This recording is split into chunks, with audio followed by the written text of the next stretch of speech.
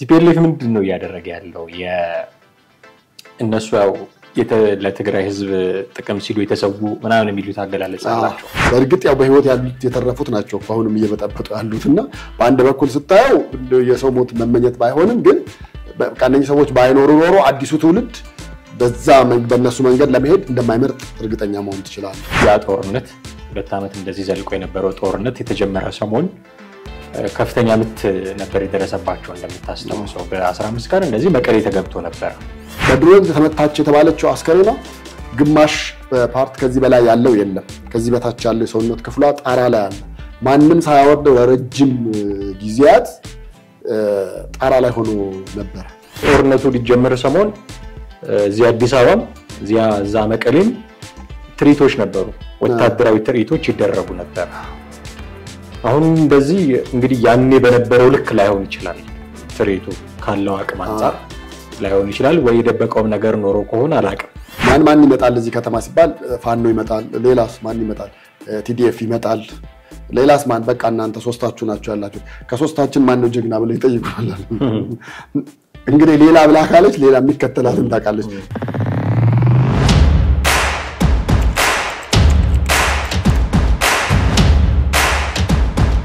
ሰላም ጤና ይስጥልን ወደ ቤተሰቦቻችን እንዴት አላችሁ ዘኢትዮጵያ ቻናላችንን እየተከታተላችሁ ነው በወቅታዊ ፕሮግራማችን ላይ እንገኛለን ቴዎድሮስ ካሳና ማደገፋ ከእናንተ ጋር ቆይታ እናደርጋለን ሰሞኑን የሰማዕታት ቀንን በማስመልከት ትግራይ ውስጥ የሚደረጉ ፕሮግራሞች ነበሩ ከነዚህ ፕሮግራሞች መካከል አንዱ ደግሞ ወደ መጨረሻ አካባቢ በአሳለፍነው ጊዜ የተነሳውን ጦርነት ተከትሎ የተሰዉት የህወሓት አመራሮች ትልልቆቹን አስክሬናቸውን የመሰብሰብ እና ወደ ተሻለ ቦታ የማስፈር እንዲሁም ሐውልት እንደዚህ የማሰራት እንቅስቃሴዎች ነበሩ እነዚህ ነገሮች ምንድነው የሚጠቁሙን በባሉ ላይ የታየው የኮማንዶ ትርኢት ምን አይነት ነገሮችን ይጠቁሙናል የሚሉትን ጉዳዮች ያነሳሳን ቆይታ እናደርጋለን እስከ ፕሮግራማችን ፍጻሜ ድረስ አብራችሁን ትቆዩ ዘንድ ያክብሮት ግብዣችን ነው እንዴት ነህ ቴዲ እንደምናላህ ሰላም ነው ሰላም ነው እንደነቱን ሁኔታ ሲያዩ የጦርነት ነጋሪት ጉሰማ ላይ ናቸው ይላሉ እንዴት ታገላለጾች አሉና ቲፒኤልኤፍ ምንድነው ያደረገ ያለው የእነሱ ያው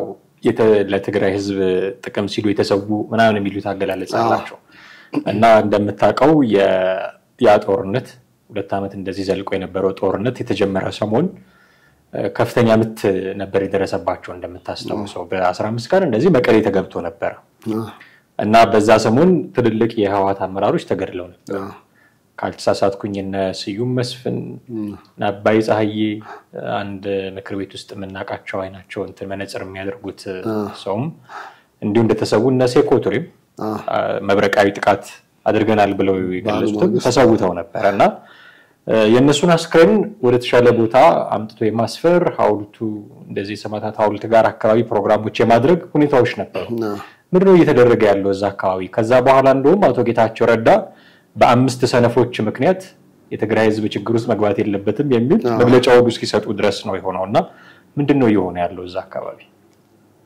እንግዲህ ህወሓት አሁንም የጦርነት ነጋሪት ጉሰማ ላይ ነው አው ነው በርግጥ ያው ከጦርነት ወይ ደግሞ ከስልጣን በሸሽቶ ወይ ደግሞ ያለ ስልጣንና ያለ ጦርነት መኖር የማይችል ፓርቲ መሆኑን በተደጋጋሚ እየታየ ያለበት ሁኔታ አለ በዛው ልክ እንግዲህ አሁን ለኤርትራ ከኤርትራ ጋርም ደግሞ ጥምረት እየፈጠረ እንዳለ ብዙ ማስረጃዎች ብዙ የራሳቸው ሰዎችም ሳይቀር እየመሰከሩት ያሉበት ሁኔታ ነው ያለው እዛ አካባቢ እንግዲህ አሁን ተመሰረተ የተባለው ሐውልት አለ ስለ ሐውልቱ የተወሰነ ነገር ልበልና ወደ እንግዲህ ሰማዕታት ወደ ተባሉት እንግዲህ እነሱ ሰማዕታት የተሰዉ ብለው ሊሏቸው ይችላሉ መንግስት ደግሞ አይ እንቢ ብለው ሸፍተው ነው ህግ አስከበርኩባቸው ነው ህግ አስከበርኩባቸው የሚለው እንግዲህ ተመልካቾቻችን በፈለጉት መንገድ ይወሰዱትኛ ወደ ማንኛውም አይደለንም ወደ ተፈለገው ሊተረጎም ይችላል በያስባለሁ እንግዲህ 15 ሜትር ርዝመት አለው የተባለው ሐውልት በላዕላይ ቆራሮ ወረዳ አምባጸዲ አካባቢ ባለ ተራራ ላይ ነው የተሰራው እንግዲህ እውነት የትግራዋይ ችግር ሐውልት ግንባታ ነው ወይ ብለህ መጠየቅ እንድትችል ያስገድዳል ምክንያቱም በየዘመኑ ህወሓት በየዘመኑ ጦርነት ባደረገ ዘመን ሁሉ ሐውልት እንደገነባ ነው እየኖረ ያለው ለምሳሌ ከደርግ ጋር በነበረው ጦርነት መቀሌ ከተማ ውስጥ እኮ በጣም በትልቁ ተገንብቶ ብታየው እንደዚሁ ከደርግ ጋር በነበረው ጦርነት የተገነባ ነው ሌሎች የትንንሽ ከተሞች ወረዳዎች ምናምን የሚገነቡትን እነሱን ሳትጨምር ማለት ነውና አሁን ለትግራይ ህዝብ የሚያስፈልገው ሐውልት ነው ወይንስ ለሶስተኛ ክረምት ለአራተኛ ክረምት ለአምስተኛ ክረምት በመጠለያ ውስጥ ሆኖ መኖሩ ነው የትኛውን የበለጠ ጥያቄ የሚያስነሳው ብለ ስትል በሰልፍ ራሱ ጠይቀዋል በቃ እስካሁን ድረስ የቆየን ይበቃናል መግባት መቻል አለብን የሚል ጥያቄ አንስተዋል ህወሓት ማድረግ መቻል ካለበት ይሄን ነበር ማድረግ መቻል ያለበት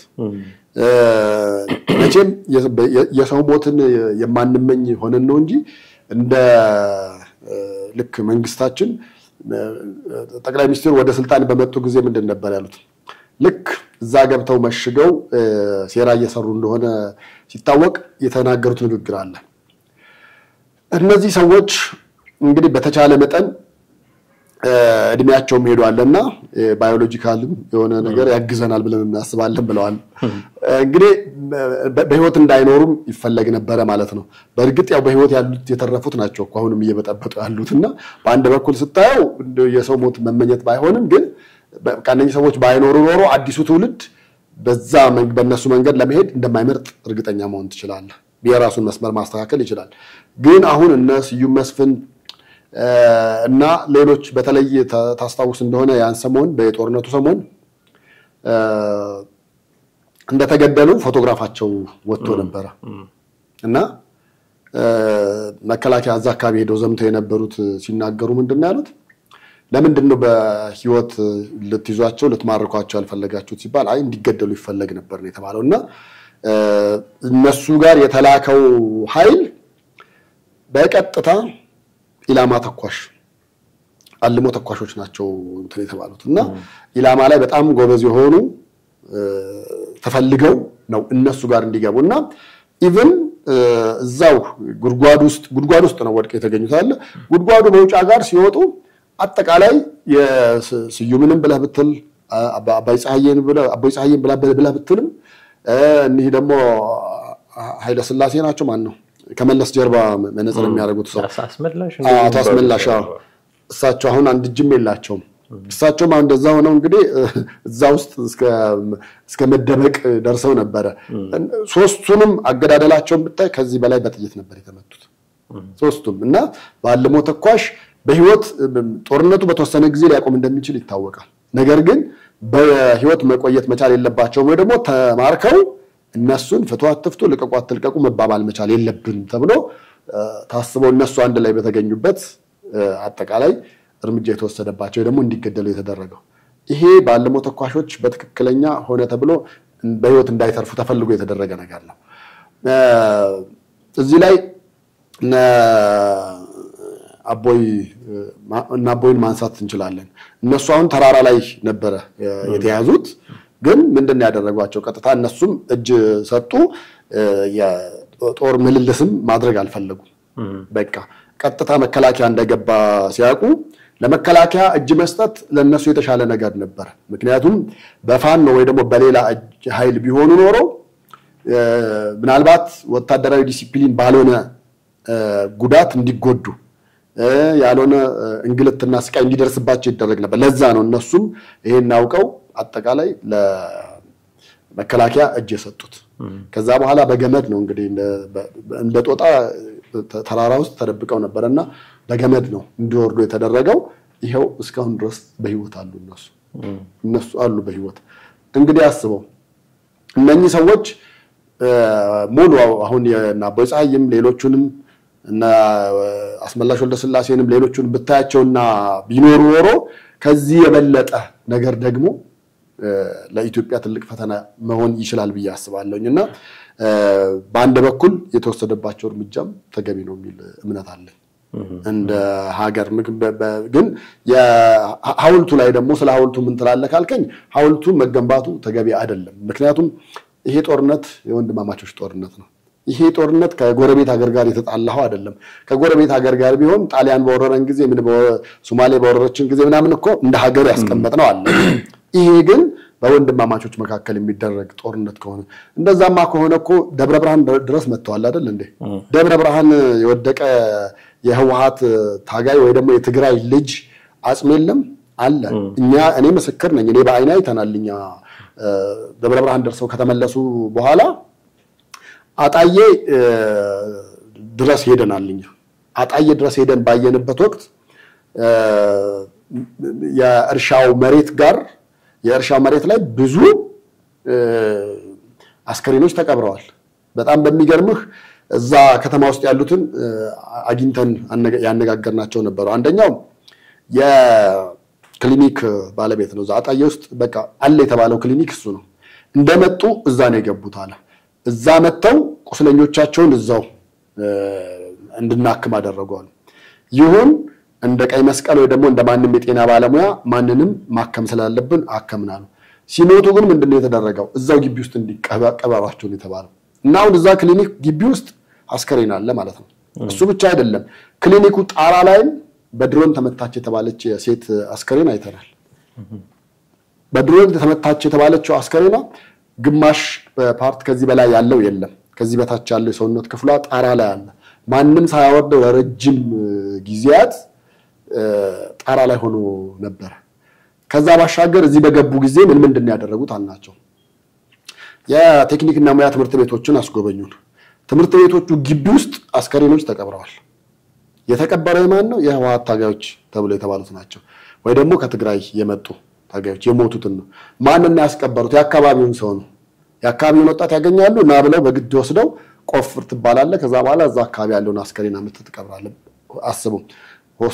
እዛ ክሊኒክ ግቢ ውስጥ አለ፣ ትምህርት ቤት ግቢ ውስጥ አለ። በሶስተኛ ደግሞ እርሻ መሬት ላይ አሁን አጣዬ አካባቢ ያለ እርሻ መሬት ሰው ለማረስ ዘግንኖት ነበረ። ለምን? እዛ የብዙዎቹ ሰዎች አስከሬን አለ። እዛ የማን የትግራዋይ ነው ያለው እዛ። ያንን ማን ያንሳው?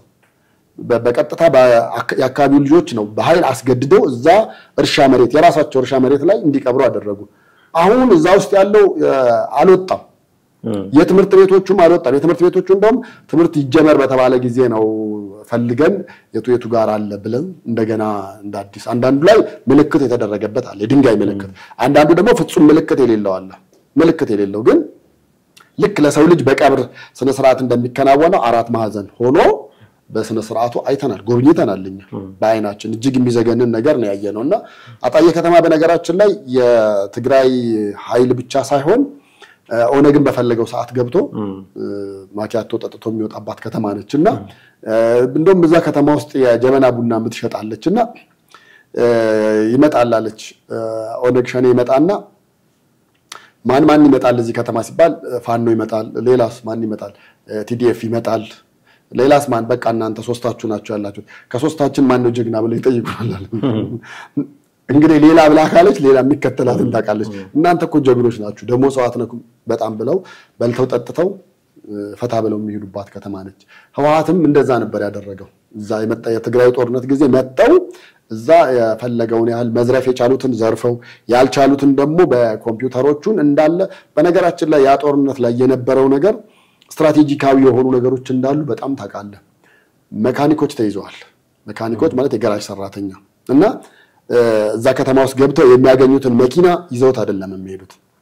የስፖኪዎቹን፣ መስታወቶቹን፣ ጎማዎቹን እና ጠቃሚ የሆኑ ትንሽ ግን ስፔር ፓርት የሚሆኑትን ማለት ነው መለዋወጫ መሆን የሚችሉትን አውልቀው ፈታ ያስቀምጣሉ። ከኋላ የሚመጣ መኪና አለ። ያ የሚመጣው መኪና ደግሞ ላዩ ላይ ደግሞ ሰራተኞች የሚጭኑ ደግሞ አሉ። የሚጭን ኃይል ደግሞ አለ፣ ይጫናል። እንደገና ደግሞ የአይቲ ባለሙያዎች ደግሞ አሉ፣ ኤሌክትሮኒክስ ላይ ጎበዝ የሆኑ ማለት ነው። እነሱ ደግሞ በየገቡበት መንግስታዊ ተቋም ገብተው ኮምፒውተሩን ሁሉንም አይደለም ይዘውት የሚሄዱት፣ ለሜንቴናንስ የምትሆኑትን የሚያስፈልጉትን ማቴሪያሎች ብቻ ለቃቅመው ይዘው ሄዱ ነበርና ስትመጣ ኮምፒውተሩ አለ ግን ሃርድ ዲስኩ ውስጥ የለም። ይሄ በጥናት የተደረገና በጥናት የተሰራ ዘመቻ እንደነበረ እንደዚሁ በፍጹም ልታቀው የምትችለው ነው። እሺ እንደው በአጽም ደረጃ ተሰበሰበ እነዛ እዚህ መሃል ደብረ ብርሃንስ ያለውን ማን ነው የሚሰበስበው? አጣዬ ያለውንስ ማን ነው? አፋር ድረስ ገብተዋል አልነበረ እንዴ?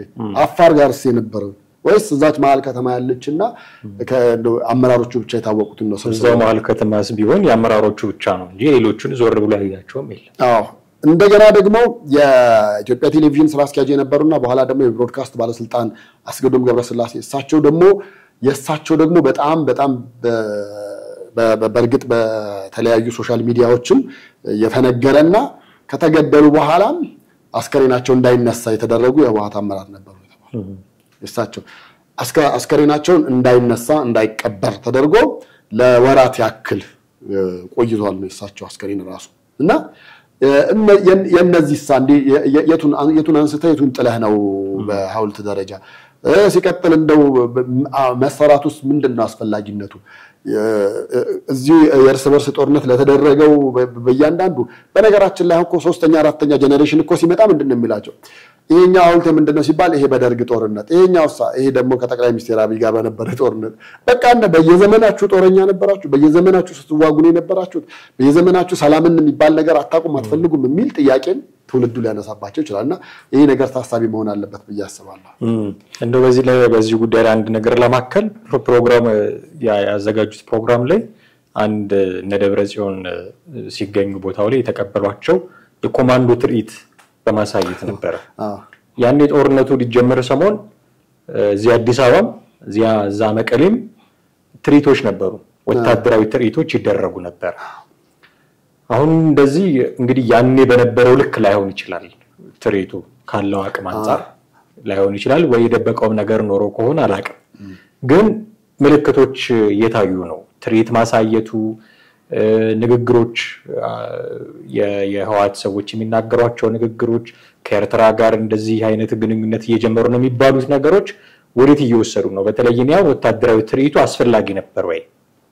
ምክንያቱም ትጥቅ መፍታት አለባቸው እየተባለ ብዙ ነገር ከፕሪቶሪያ ስምምነት በኋላ ብዙ ነገር በሚጠበቅበት ሰዓት ወጥቶ የኮማንዶ ትርኢት ማሳየት ለማን ነው መልእክቱ?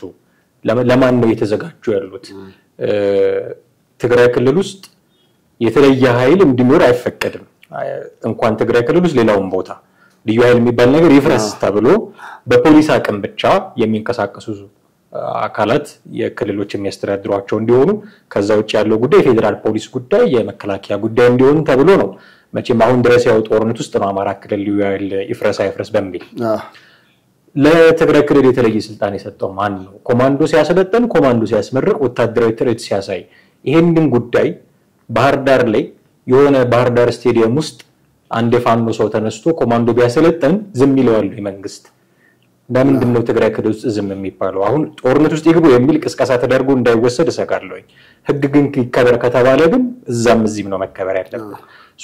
ምንድን ነው የሚጠቁመን ጥቁምታ ብዬ ነው። ይሄ አይን ያወጣው ደግሞ ፊት ለፊት ያፈጠጠ ጸባጫሪነት ነው። ምክንያቱም አንተ አንድ ሀገር ውስጥ ሆነ በዛ በአንድ ሀገር ውስጥ ፌደራል መንግስቱ በሚያዘው ትዕዛዝ ወደድክም ጠላህም በዛ መንቀሳቀስ ግዴታ ነው ሊሆን የሚችለው። ይሄ ግን ብዙ ጊዜ ስንናገር እንደነበረው የጦርነት ሂደት ነው፣ የአንድ ጀንበር ነገር አይደለም። አንድ ጀንበር የተተኮሰችው ጥይት አይደለም ብዙ ወደ ጦርነት ያስገባው ሂደት ነው። በፊትም እንደዛ ያለ ነበር ሲያደርጉ የነበረው፣ አሁንም እንደዛ ያለ ነገር ነበር ሲያደርጉ የነበረው። እንደኔ የብዙዎቹ የክልል መንግስታት በጣም ፈላጭ ቆራጭ የሆኑት ጡንቸኛ የሆኑት ብዙዎቹ ክልሎች ጋር ስትሄድ ታያለህ እንደዛ አይነት ነገር ከተወሰኑት ክልሎች በስተቀር። ኦሮሚያን ብትሄድ ተመሳሳይ ነገር አለ። ወደ አፋርን ብትሄድ፣ ሶማሌን ብትሄድ እንደዚህ አይነት ነገሮች አሉ። ምናልባት ደቡብ ጋርና አማራ ክልል ነው እንደዚህ አይነት የጡንቻና የመለካካት አይነት ነገር ብዙም አታየው። ነገር ግን እነዚህ የክልል መንግስታት መንግስት ስለተባሉ ነው በዛ ልክ በቃ የክልሉም ቢሆን መንግስት ነኝ ብለው ስላሰቡ ራሳቸውን በመንግስት ደረጃ ስላስቀመጡ መጠሪያቸውም የክልል መንግስት ስለተባለ ያ ይመስለኛል እንደዚህ የልብ ሰጥቷቸው እንደ ጡንቻ መለካካት ያለንን ኃይል እንለካካ አይነት ነገር እየታየ ያለው እንጂ ሌላ ነገር አይደለም። የክልል መንግስታት መባል የለበትም፣ መውረድ መቻል አለበት። የክልል ርዕሰ መስተዳድር ተብሎ በርዕሰ መስተዳድር ደረጃ በቂያቸው ነው የሚሆነው። የልብ ልብ የሰጣቸው የክልል መንግስት የሚለው ነገር ነው ብዙዎቹ ሲናገሩኮ ሰምተህ ከሆነ በተለይ የክልል መንግስታት መሪዎቹ በቃ ሌላ ሀገር ያሉ ነው የሚመስል ከኢትዮጵያ የተለዩ የተገነጠሉ ወይ ደግሞ ለብቻቸው ራሳቸውን እንደ ኤርትራ እንደ ጅቡቲ እንደ ሌሎች ሀገራት ራሳቸውን እያስተዳደሩ ያለ እስከሚመስል ድረስ ነው ሲናገሩ በደም ሞቃት ሆኖ በጣም ከምትጠብቀው በላይ ሆኖ ሲናገሩ የምታየው ስለዚህ አሁንም መንግስት ፌደራል መንግስት ማስተካከል ካለበት የክልል መንግስት የሚለው መነሳት መፋቅ አለበት በቃ የክልል ርዕሰ መስተዳድርነት በቂያቸው ነው በቃ ያን አካባቢ ማስተዳደር በቂያቸው ነው እንጂ ለገና መንግስት የሚባለው ነገር መሸከም የማይችሉትን ካባ ተደርቦባቸው መሸከም የማይችሉትን ስልጣን ሰጣቸው ከዛ በኋላ ከፌደራል መንግስት እኩል ነን የሚል ደረጃ ላይ እንዲደርሱ ምክንያት ሆኗል ስለዚህ ያ ነገር ይሄ ጸባጫሪነቱም የጡንቻ መለካካቱም ምናምን ነገር የመጡትም እነዚህ ትርኢትም መታየት የተጀመረው ከዛ አንፃር ነው ስለዚህ ይሄ የክልል መንግስት የሚለው ነገር ላይ ትልቅ ኤክስ አድርገህ ከርዕሰ መስተዳድርና ከዚህ መስተዳድር ነው በቃ አዲስ አበባና እንደ ድሬዳዋ አድርገህ ማስቀመጥ በቃ ፔሪድ በቃ ያ ይመስለኛል የሚዳኛቸው ደግሞ ልካቸውን የሚያሳውቃቸው ከዛ ውጭ ግን እኩል ነህ ብለኸው እንዴት አድርጎን አሁን ከስልጣን ለመውረድ ራሱ የሚከብዳቸው ይመስለኛል በወንደ ወርደው ወደታች ህዝብ ለማገልገል ምን ለማለት እንትን ለማለት በጣም የሚቸገሩ ይመስለኛልና ይሄ ክልል መንግስታት የሚለው ነገር በጣም በትልቁ መሻር ያለበት ነገርና በህገ መንግስት ውስጥ ባለው እንትን ያላቸውን ማንነት ማወቅ መቻል አለባቸው በያስባለሁ አንድ ቤት ውስጥ አንድ አባወራ ነው መኖር የሚችለው አንድ ሀገር ውስጥ አንድ መሪ አንድ መንግስት ነው መኖር የሚችለው ከዛ በላይ መሆን መቻል የለበትም ጃዋር ላይ ያ ሁሉ የተዘመተበት ያ ሁሉ እዚህ ያለ ሊገደል በተደረገበት ሙከራ ላይ እኮ የነበሩት ሰዎች ምንድነው የሚሉት ለምንድነው ምን አደረጋችሁ ጃዋርን የምትገሉት ሲባል አንድ ሀገር ውስጥ ሁለት መንግስት የለም ጃዋር በርግጥ ጃዋርም የተናገረው ነበር የምናምን መንግስትና የቀሮ መንግስት ምናምን ይባል ነው ያለው ብሎ ተናግሮ ነው ይሄን ያክል የወመኔ መፈንጫ ሆኗል ነው ይሄን ያክል ማንንም እየተነሳ መንግስት ነኝ የሚልበት ደረጃ የደረሰበት ስለሆነ ይሄ ነገር ፌደራል መንግስቱ ልክ ቢያስይዘው ልክ ቢያስገባው ጥሩ ነው ብያስባለሁ ጥሩ ቴዲ በጣም አመሰግናለሁ ትግራይ ክልል ስላለው ወቅታዊ ሁኔታ ብዙ ነገሮችን አነሳን በተለይም የሰማዕታት ናቸው ተብለው ሐውልታቸው አስክሬናቸው የተሰበሰበው ሐውልትም የተዘጋጀላቸው ስላሉ ጉዳዮች ብዙ አነሳን የኮማንዶ ትርኢቱንም አስመልክተን እንደው ይሄ ነገር ጠብጫሪነት እንዳይሆን አያሰጋም ወይ የሚሉ እንደው ስጋታችንን ጭምር ነው ለማንጸባረቅ የሞከርነው በጣም አድርጌ ነው የማመሰግነው ውድ ቤተሰቦቻችን እናንተም ከኛ ጋር ነበራችሁ ቆይታ እጅግ አድርገን እናመሰግናለን የዛሬውን ፕሮግራማችንን እዚህ ላይ እናበቃለን በሚቀጥለው ጊዜ እንዲሁ በሌላ ርዕሰ ጉዳይ ደግሞ እንጠብቃችኋለን ቴዎድሮስ ካሳና ማደገፋ ነበርን በሚቀጥለው እስከምንገናኝ ጤና ይስጥልን